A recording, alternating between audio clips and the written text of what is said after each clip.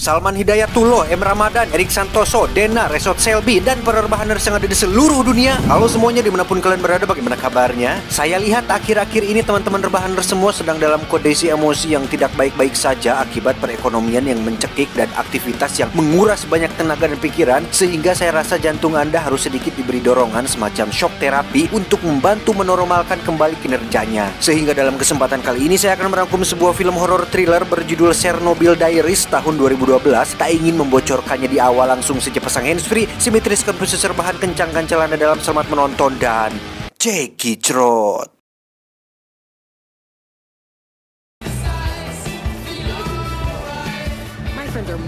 Diawali dengan memperlihatkan 3 remaja vlog traveler yang sudah melakukan traveling ke berbagai negara dan tempat wisata di belahan dunia seperti London, Paris, Roma, Gunung Papandayan, dan tempat indah lainnya.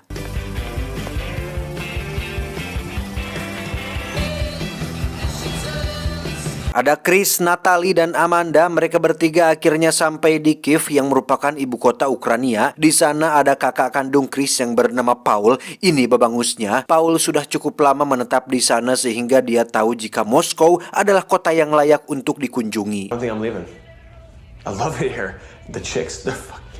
Chris dan Natalie sendiri merupakan pasangan kekasih yang sudah cukup lama menjalin asmara, di mana Chris bermaksud untuk melamar Natalie ketika nanti mereka sudah berada di Moskow. Paul sendiri disarankan untuk mendekati Amanda karena dia kebetulan sedang jomblo yang mungkin saja bisa cocok dengan kakaknya tersebut. Does she have any idea? No, I hope not. What about Amanda? No. Thank you for being a good host. We've had a lot of fun. My pleasure. Keesokan harinya ketika sedang makan di restoran, Paul mengatakan bahwa dia baru saja mendapat informasi mengenai wisata ekstrim di sebuah kota bernama Chernobyl, sebuah kota di dekat Pripyat, Uni Soviet, di mana Paul meyakinkan mereka semua bahwa wisata ekstrim tersebut akan jauh lebih menyenangkan ketimbang pergi ke kota Moskow. Isn't that where the nuclear disaster happened? Yes. Factories, schools, stores, homes, apartments, everything's still there. Sempat mendapat penolakan dari Chris yang memang punya rencana tersendiri, yaitu melamar Natalie di kota sana. Natalie dan Amanda ternyata setuju dengan wisata ekstrim tersebut, sehingga Chris mau tidak mau harus mengikuti perubahan rencana tersebut. Explore a bit and then we'll be on our way, just as planned. You're kidding me, right? You guys are so weak. Dan mari saya perkenalkan dengan sang pemandu wisata ekstrim ini. Dia bernama Yuri, tidak pakai boika. Yuri merupakan mantan militer di Kesatuan Pasukan Khusus atau Special Forces, sehingga membuat mereka tidak perlu khawatir dengan keekstriman wisata yang akan mereka lakukan tersebut. I was telling them about our little adventure today, and Chris got parental as usual. This is a very well-organized tour. Tak lama muncullah 2 wisatawan yang kebetulan akan satu perjalanan dengan mereka semua. Ada Michael dan Joey, yang dimana Paul dan kawan-kawan cukup senang karena ada teman baru yang mungkin akan membuat perjalanan ini menjadi semakin menarik. Okay, we go. We go now. Come. Sweet. Menggunakan mobil van tua milik Yuri, mereka pun memulai perjalanan dengan melewati perkotaan Ukraina sampai tiba di perhutanan yang sepi penduduk. Dan alasan kenapa wisata ini disebut dengan wisata ekstrim adalah karena kota Chernobyl merupakan lokasi tempat kecelakaan reaktor nuklir terburuk dan terparah dalam sepanjang sejarah, yaitu pada tanggal 26 April tahun 1986 ketika terjadi kegagalan daya sehingga membuat salah satu pembangkit tenaga nuklir meledak dan menewaskan 31 korban jiwa. The Chernobyl disaster was the result of failed systems test. Paul dan kawan-kawan pun menanyakan tentang radiasi yang mungkin saja masih ada di kota Chernobyl, di mana Yuri menjawab bahwa dirinya bukan hanya sekali 2 kali saja memandu wisata ekstrim ini dan tidak pernah terjadi apa-apa, sehingga itu menjadi sebuah bukti kuat bahwa kota Chernobyl aman dari radiasi dan layak untuk dikunjungi. Welcome to Pripyat.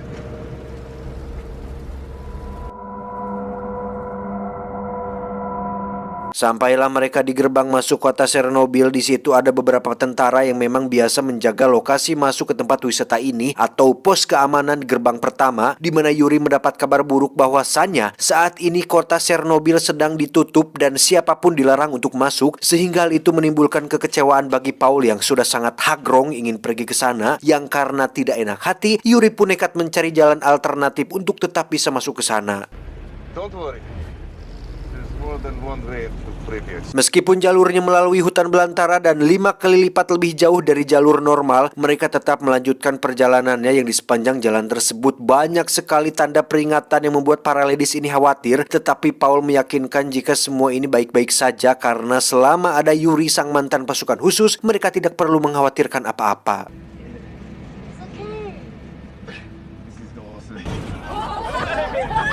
And down we go. Yuri pun melipir sebentar di samping sungai di mana dia menyuruh Paul untuk memberitahu jika ada sesuatu yang bergerak dari dalam air yang ketika Yuri memasukkan tangannya, tiba-tiba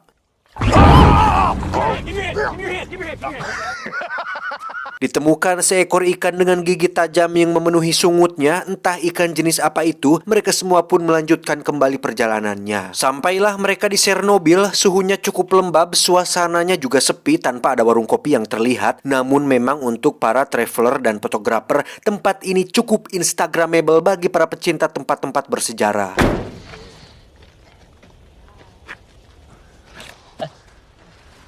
Okay. Yuri pun menunjukkan alat pengukur radiasi sehingga mereka diharapkan tetap berada di dekatnya karena mungkin beberapa spot masih memiliki tingkat radiasi tinggi yang bisa saja berbahaya. Satu persatu spot pun mereka eksplorasi dan ambil gambarnya. Gedung-gedung bekas para penduduk lokal pun sekarang sudah lapuk dimakan usia, diambil alih oleh alam. Kecelakaan nuklir tersebut benar-benar sangat parah sehingga tak terbayangkan betapa mengerikannya ketika para korban harus mengalami nasib naas kala itu.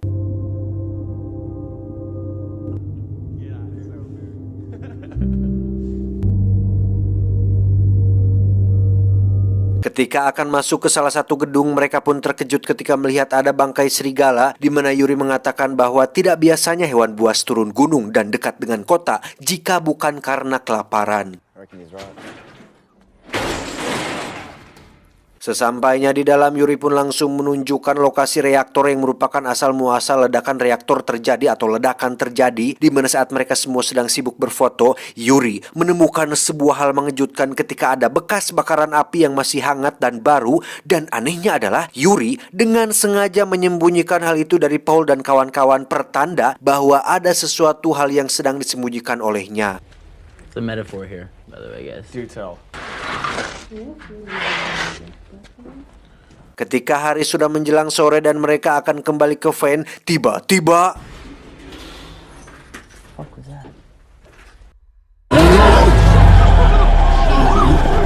ya, ada seekor beruang yang entah dari mana munculnya. Mungkin sama seperti almarhum serigala yang mati kelaparan dan nekat turun gunung. Tak mau ambil resiko, Yuri memilih untuk mengajak mereka semua segera pulang daripada terjadi hal-hal yang tidak diinginkan ke depannya. Told you to be exciting, didn't I?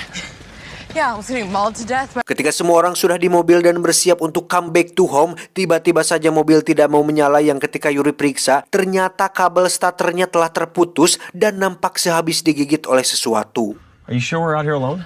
Yes, you heard the soldiers this morning. This place is off limits. Satu-satunya harapan mereka semua adalah dengan meminta bantuan melalui HT yang Yuri bawa, tetapi karena posisi mereka berada di luar jangkauan, ponsel sekalipun tidak akan bisa membantu apa-apa. Singkat cerita, malam pun poek. Yuri masih tetap mencoba meminta bantuan melalui HT-nya, tetapi hasilnya masih sama. Tidak ada orang yang masuk ke saluran tersebut, di mana situasi ini selalu saja berakhir dengan saling menyalahkan satu sama lain ketika Paul disalahkan atas idenya melakukan wisata ekstrim ini. If it weren't for you, we wouldn't be here either. Oh, I'm sorry to try and show you guys some fun while you're out here visiting me. Sementara Michael menyarankan untuk jalan kaki ke pos pemeriksaan pertama, Yuri mengatakan bahwa jaraknya kurang lebih 20 km dan juga ini sudah malam hari sehingga akan sangat berbahaya jika ada crowd yang mungkin menyerang mereka ketika di perjalanan. Hey, Chris.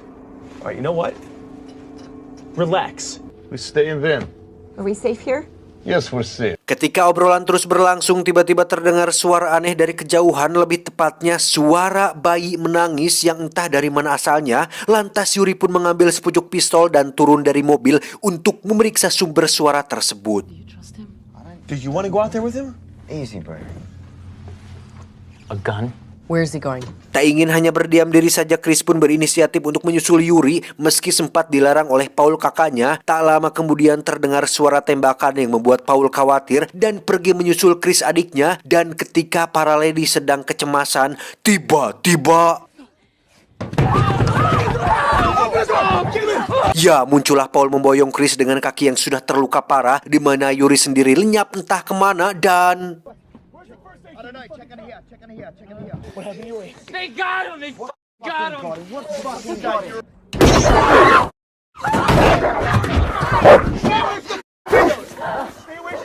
singkat cerita, esok pagi pun tiba. Mengira jika Yuri masih hidup, Paul, Amanda, dan Michael pun mencoba mencarinya menggunakan HT dengan terus memanggil-manggil nama Yuri, di mana saat HT-nya ngahiang, itu artinya HT Yuri berada tidak jauh dari posisi mereka saat ini. Lantas mereka bertiga pun masuk ke dalam ruang bawah tanah, yang di situ Yuri ditemukan sudah tak bernyawa dengan tubuh tercabik-cabik menyisakan sedikit organ dalamnya saja.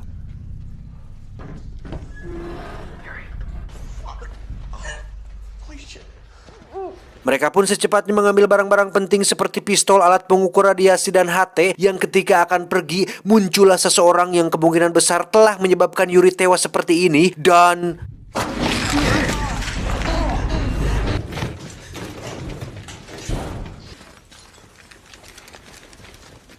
mereka bertiga pun berhasil kembali ke mobil dan masih mempertanyakan tentang siapa atau apa yang barusan muncul. Sadar bahwa bertahan di sini tidak akan bertahan lama, Paul dan kawan-kawan pun berencana untuk pergi mencari bantuan dengan cara berjalan kaki menuju ke pos pemeriksaan, sementara Amanda akan tetap di mobil menemani Chris yang sedang terluka. If you guys need anything happens, you call us, okay?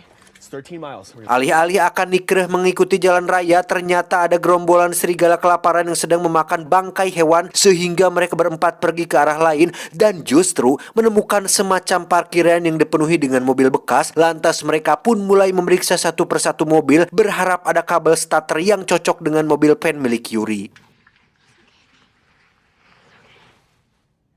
We might be able to find some cables. Check the cars. Let's go.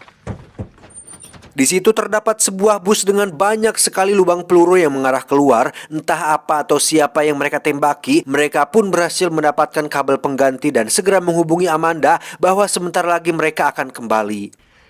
You're not gonna believe this. We got cables for the van. Saat itulah muncul para serigala yang datang ke arah mereka. Paul dan kawan-kawan pun segera berlari dan berhasil selamat dengan menyeberangi sebuah jembatan kecil, yang di situ sempat terjadi adegan dramatis ketika Joey terjatuh dan Michael menyelamatkannya. Beruntung mereka berhasil selamat dan lolos dari para serigala kelaparan tersebut.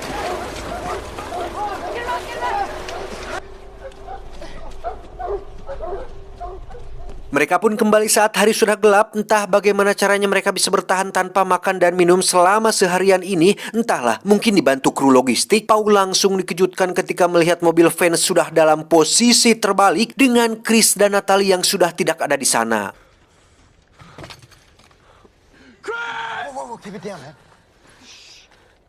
Melalui kamera milik Natalie yang tertinggal di sana, Paul dan kawan-kawan pun mencoba memeriksa rekaman terakhir yang dia buat. Di situ Chris melamar Natalie dengan kondisi terluka dan wajah pucat, di mana Paul yang punya ide kemari pun menyesal telah membuat rencana adiknya berantakan. Namun yang jadi masalah sekarang adalah Chris dan Natalie diserang oleh sesuatu atau mungkin seseorang yang menjadi penyebab terjadinya semua mimpi buruk ini.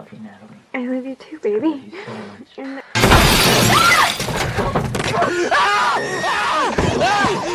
Tak ingin membiarkan adiknya begitu saja, Paul dan kawan-kawan mencoba mencari jejak mereka dengan menelusuri bercak darah yang ada di tanah, hingga akhirnya sampai di sebuah gedung kosong yang ketika sedang fokus menelusuri, tiba-tiba muncul sosok yang kemungkinan besar adalah pelaku yang telah menyebabkan semua insiden ini terjadi. Lantas mereka pun berlari ke ruangan lain dan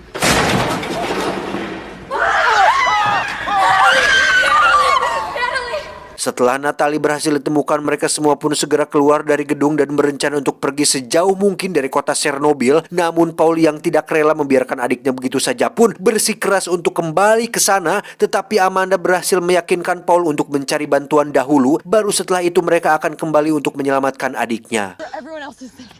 In mine. Right? Michael sendiri berhasil mendapatkan sebuah peta dari gedung yang barusan. Di situ tertulis jika ada pos pemeriksaan yang lain yang ternyata posisinya tidak terlalu jauh dari sana, sehingga mereka semua langsung berangkat sesuai petunjuk dari peta tersebut. Di tengah perjalanan, Natalie pun merasa lelah dan duduk di samping tangga, di mana saat yang lain sedang memeriksa peta, ada seorang anak kecil yang berdiri terdiam ngejanteng di kegelapan dan...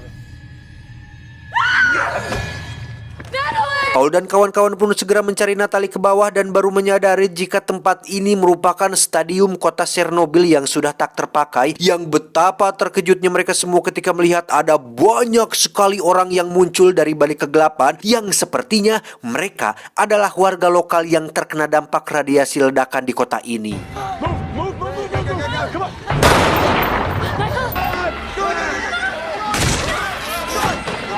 Paul CS pun segera lari ke dalam ruang bawah tanah di mana saat sedang berusaha menutup pintu, Michael pun harus mengalami nasib naas ketika dia berhasil ditangkap oleh gerombolan mutan tersebut yang ketika pintu berhasil ditutup, mereka yang tersisa pun segera lari ke arah lain untuk mencari jalan menuju keluar.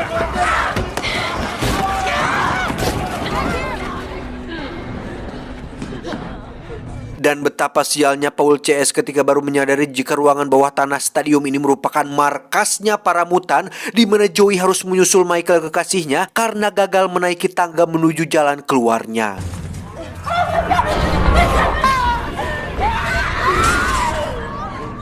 Tersisa Paul dan Amanda yang berhasil keluar dari markas para mutan, di mana mereka berdua sempat diserang oleh dua mutan bangkar warah tapi berhasil memberikan perlawanan. Faktanya mereka sudah berada sangat dekat sekali dengan pos pemeriksaan lain sesuai pada peta, yang ketika membuka gerbang di situ sudah ada banyak penjaga dengan mobil dan senjata lengkap. Namun naas, lokasi ini ternyata memiliki tingkat radiasi yang sangat tinggi sehingga membuat kondisi tubuh mereka berdua menjadi sangat buruk, yang ditandai dengan kulit terbakar, penglihatan kabur, bibir pecah-pecah dan gatal pengpelangan. Sadar bahwa mereka berdua telah terkontaminasi, para penjaga pun mulai menarik pelatuk yang membuat Paul tewas saat itu juga, sedangkan Amanda hanya dibuat tidak sadarkan diri.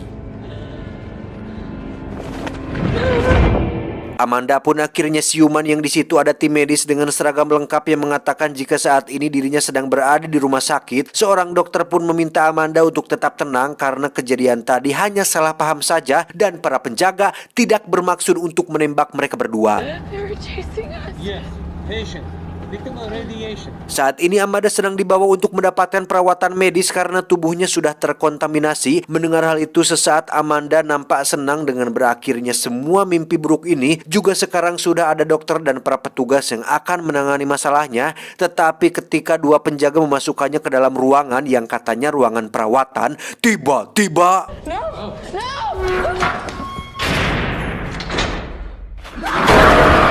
tamat ending yang cukup membagongkan.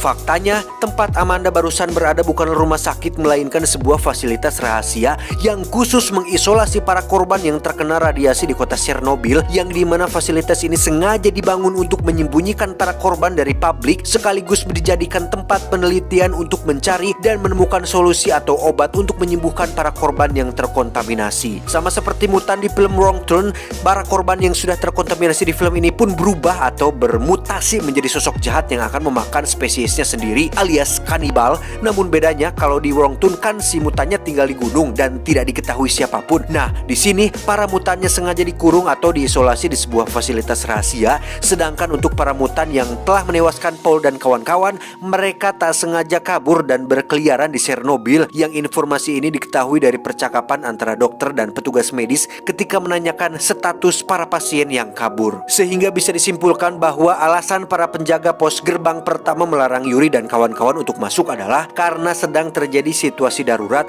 yakni situasi kaburnya para pasien atau mutan yang oleh karena heras hulu dan kekeh ingin masuk dan tidak mengindahkan suatu larangan. Maka jangan salahkan Samsul jika Paul atau Yuri dan kawan-kawan harus menanggung resikonya, yaitu kematian yang mengerikan. Sehingga pesan yang bisa kita ambil dari sosok Yuri dan kawan-kawan adalah hal yang paling sulit dalam kehidupan ini bukanlah melampaui orang lain, tetapi melampaui ego dan diri sendiri. Saya John, mewakili Drex yang bertugas mengucapkan terima kasih dan sampai jumpa di video selanjutnya. Adios, kerak telur selangkangan. Cuau, cuau, cuau. Saya mau ngops dulu ya. Terima kasih. Jaga kesehatan buat kalian semua. Jangan lupa makan. Siapa tahu nggak ada yang mengingatkan. Cuau, cuau.